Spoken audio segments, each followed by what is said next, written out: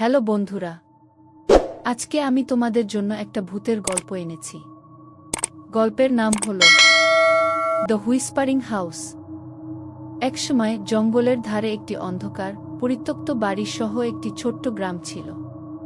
গ্রামবাসীরা প্রায় বাড়িটি সম্পর্কে গল্প বলতো, বলে যে এটি তাদের আত্মাদের দ্বারা ভুতুড়ে ছিল যারা সেখানে একসময় বাস করত।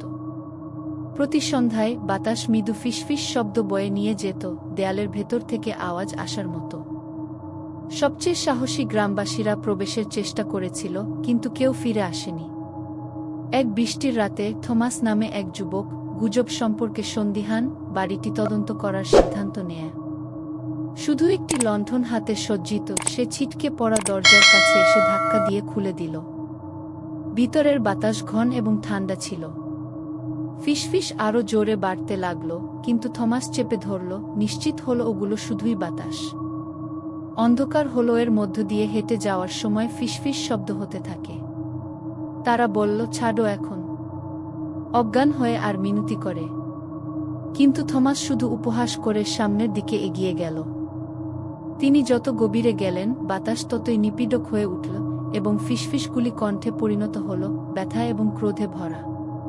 আপনার এখানে থাকা উচিত নয়। গিয়ে অবশেষে বাড়ির হৃদয়ে থমাস একটি পুরানো ধুলোমা আয়না খুঁজে পেলেন।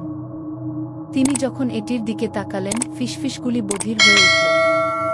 তার প্রতিবিম্ব আর তার নিজের ছিল না, কিন্তু সেই বাড়িতে যারা একসময় বাস করত তাদের মুখগুলো শূন্য দৃষ্টিতে তার দিকে তাকিয়েছিল। আতঙ্কিত থমাস পালালেন, কিন্তু দরজাটা বন্ধ হয়ে গেল, তাকে ভিতরে আটকে রাখল। আত্মারা তাকে ঘিরে রেখেছে, তাদের ঠান্ডা হাত ছুটে আসছে।